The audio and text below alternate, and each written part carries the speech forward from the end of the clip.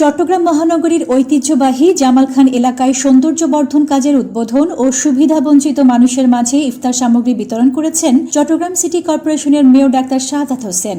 মঙ্গলবার বিকেলে আয়োজিত এক অনুষ্ঠানে প্রধান অতিথি হিসেবে উপস্থিত থেকে তিনি এ কার্যক্রমের উদ্বোধন করেন।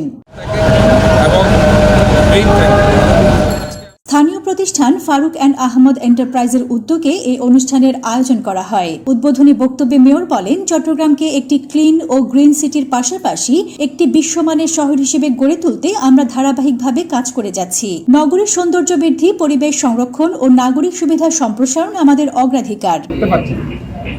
আমার মনে হয় তাদেরকে বুঝিয়ে সুঝিয়ে বলতে হবে যে এই এলাকায় যাতে না বসে, কারণ এটা আসলে মানুষ, স্কুল কলেজ আছে, কাস্তগিরি স্কুল আছে, সব মা বোনেরা এখানে বসতে চায়, একটু আড্ডা মারতে চায় এবং কোচিং সেন্টার আছে। কাজে এই জায়গায় আমার মনে হয় যানজট মুক্ত রাখতে পারলে আমাদের জন্য সবচেয়ে ভালো।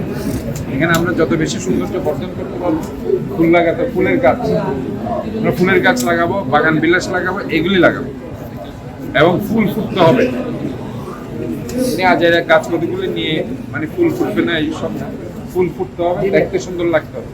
অনুষ্ঠান শেষে রমজান উপলক্ষে সুবিধাবঞ্চিত ও নিম্ন আয়ের মানুষের মাঝে ইফতার সামগ্রী বিতরণ করা হয়। মেয়র নিজ হাতে উপস্থিত ব্যক্তিদের মাঝে ইফতার সামগ্রী তুলে দেন। এ সময় তিনি সমাজের বিত্তবানদের অসহায় মানুষের পাশে দাঁড়ানোর আহ্বান জানান।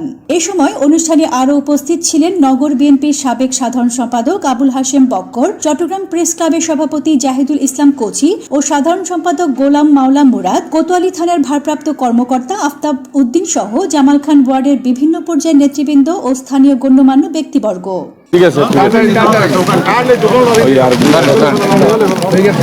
Desk report, news day 24।